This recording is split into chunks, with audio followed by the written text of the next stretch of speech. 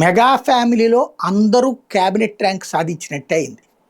చిరంజీవి గారు గతంలో ప్రజారాజ్యం పెట్టి ప్రజారాజ్యాన్ని నడిపినప్పుడు ఆయన ఒక సభాపక్ష నేతగా ఉన్నారు. అంటే వాళ్ళ పార్టీ ఫ్లోర్ లీడర్గా. తద్వారానే ఒక క్యాబినెట్ ర్యాంక్ సెక్యూరిటీ.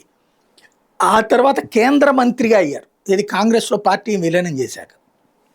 కేంద్ర సహాయ మంత్రి అన్నది డిజిగ్నేషన్ అంటే రాష్ట్ర స్థాయిలో క్యాబినెట్ ర్యాంక్ అవుతుంది. అది క్యాబినెట్ మంత్రి హోదా కిందకు వస్తుంది. తద్వారా ఆయనకి ఆనాడే ఆ క్యాబినెట్ ర్యాంక్ వచ్చింది. ఇప్పుడు పవన్ కళ్యాణ్ అదే మెగా కుటుంబంలో చిట్ట చివరి అబ్బాయి ఆల్రెడీ క్యాబినెట్ ర్యాంక్ పొందున్నారు. క్యాబినెట్ మంత్రిగా ఉన్నారు. అటవీ శాఖ దగ్గర నుంచి పర్యావరణ శాఖ దగ్గర నుంచి పంచాయతీరాజ్ శాఖ దాకా 5 శాఖలు చూస్తూ క్యాబినెట్ ర్యాంకులు బలంగా నిలబడి ఉన్నారు. తను నెంబర్ 2 మెగా కుటుంబం నుంచి.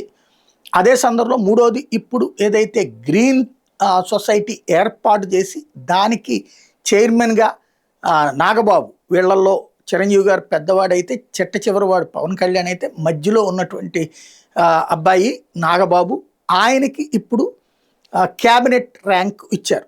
తద్వారా ఆయనకు కూడా ఆ క్యాబినెట్ ర్యాంక్ ఉండే సెక్యూరిటీ ఇవన్నీ కూడా ఏర్పాటు చేస్తారు. మెగా కుటుంబంలో అన్న తమ్ములు ముగ్గురు కూడా, వెంకట్రావు గారి కొడుకులు ముగ్గురు కూడా ఇప్పుడు క్యాబినెట్ ర్యాంక్ పొందిన వాళ్ళు, పొందుతున్న వాళ్ళు. ఫైనల్గా వాళ్ళ లైఫ్లో అదొక అచీవ్మెంట్.